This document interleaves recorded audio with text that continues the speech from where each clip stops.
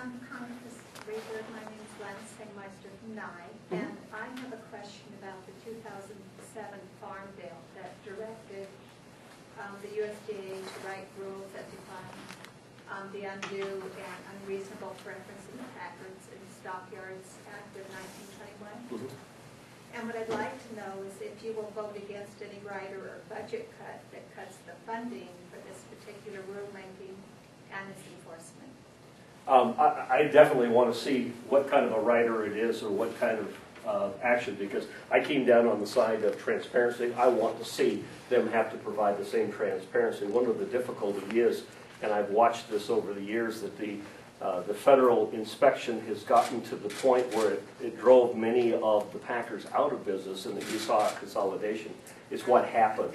And you know, I used to do a lot of business up here in Columbus with this plant, and so I come down on the side of as well trying to allow an opportunity for states to have more authority or more opportunity to get back into that type of a business. But I'll sure take a look at it, because I have problems with the transparency aspect as well.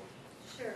So would you encourage the USDA to issue the final rules quickly and move forward on addressing the additional problems in the market manipulation? Again, I don't like the manipulation, but let the process go forward. What, you know, this administration attempted to speed up the regulation. I'd like to have the opportunity to have it have its full day out in the marketplace of public input, because I have found, and you know, the Obamacare is an example, that you make mistakes when you're held to a gun to your head trying to hurry a process through.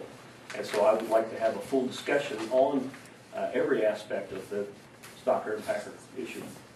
So again, you know, in every situation, I should say that would be an overstatement. I would like to see as much time spent on doing it right as opposed to rushing something through. I have never been a particular fan of riders on appropriations bills that legislate as opposed to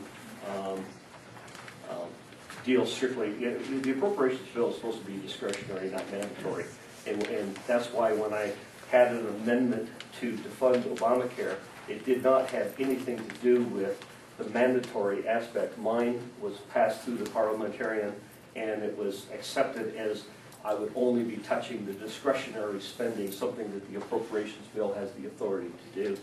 And in the bipartisan compromise, there was quite a bit of movement back and forth